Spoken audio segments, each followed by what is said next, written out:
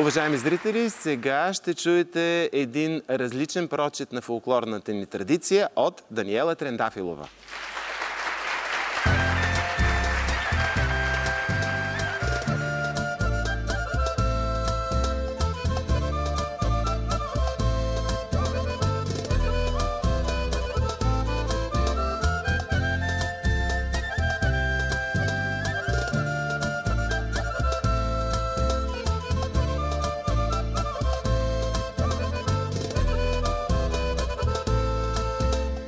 Кога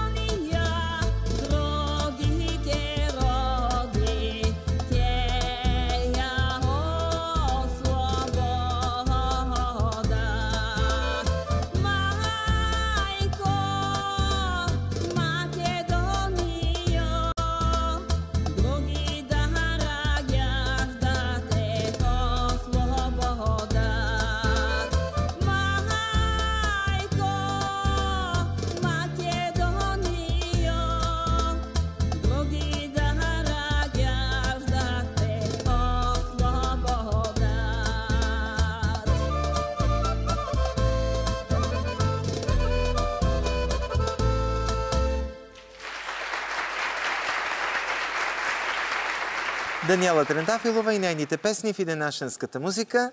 Добре дошли. Добре заварила. Нека да започнем с това, за какъв е твоят път към музиката и към фолклора. В предварителния разговор, когато се видяхме преди година, ми спомена, че твоето семейство е било пеещо и в него са гостували едни от най-големите певци на България. Нещо в тази посока да започнем.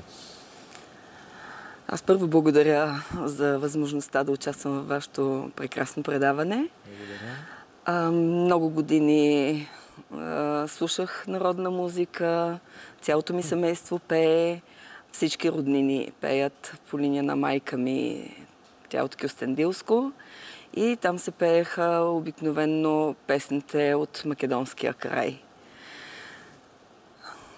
Баща ми обичаше също много народната музика и беше много близък приятел с Павел Сираков, Кайчо Каменов и Костадин Гугов. Едно знаменито трио.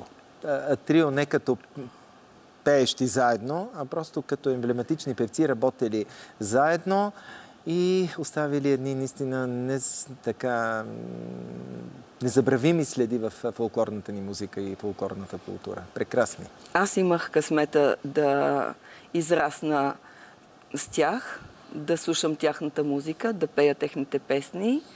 Те гостуваха постоянно вкъщи, тъй като наистина бяха много близки приятели на баща ми и по това време ставаха едни така много хубави събирания на песни и нахапване по домовете. Хората все още се веселяха искрено.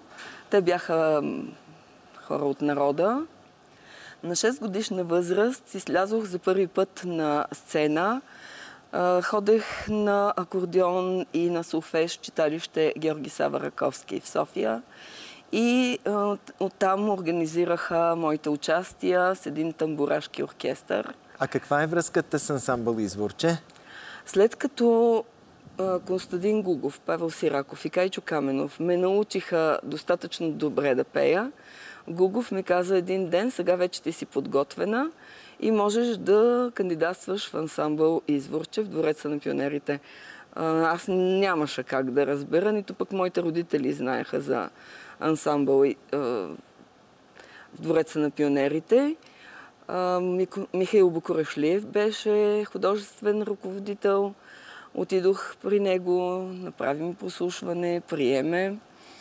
И оттам продължих творческия си път с много турнета, много концерти, много отсъствие от училище. Това беше и хубавата страна, ама извинени.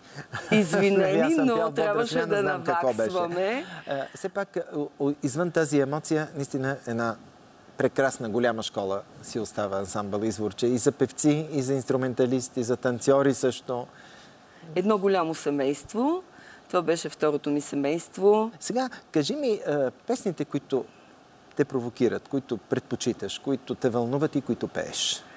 Кои са?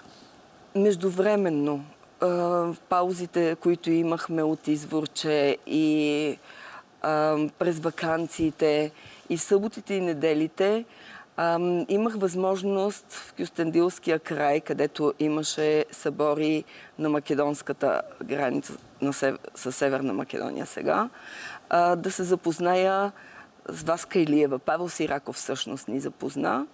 Те идваха на събора Черната скала и започнах да пея от много малка нейните песни. И на мен ми е любима певица. Уникална певица с такъв богат репертуар, който просто е... Не знам, той няма аналог за мен. Аз мисля, че няма песен, която тя изпяла, да не съм я научила и да не я пея. Това са ми наистина песните, които най-много ми лежат на гласа. Кажи ми, в днешно време всички гости наши ги питаме за това и това е един така сериозен и проблем и болка. Има ли достатъчно изяви за хората, които са се посветили на фолклора, на народната песен и музика? При все, че виждам в последно време, че много хора танцуват. В моето детство нито пееха, нито танцуваха по този начин. Концертите ни бяха най-вече на Изворче в партийния дом и в ЦДНА. бяха малко рамкирани от това време. Да, едно общество, на което ние пеехме, включително и в резиденция Бояна на Тодор Живков, но самите ми връстници, приятелки и съученици дори не знаеха и какво пея. А сега има много изяви, много събори и въпреки всичко не мисля, че са достатъчно мероприятията, на които могат да се изявят едни хора, които са се отдали на фолклора. Все ни липсва това. Аз съм каквото се и да правим, и да говорим, и да пеем, все ни липсва. Повече в чужбина, докато живях в Мюнхен. И преди е било така, и сега е така. Имаше много фестивали, на които участвахме. Пеех и в хор Българка, в още един хор.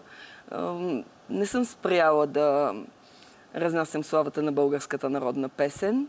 Бях на първия световен детски фестивал през 1977 година. Само 4 певици бяхме деца в Москва и Артек.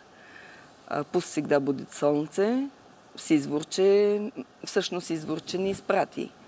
И това е едно незабравимо мероприятие, но в днешно време няма кой да направи втори световен фестивал. Това беше първи единствен. Макар че взеха името, имаше много други мероприятия, но смятам, че би трябвало да има повече изяви.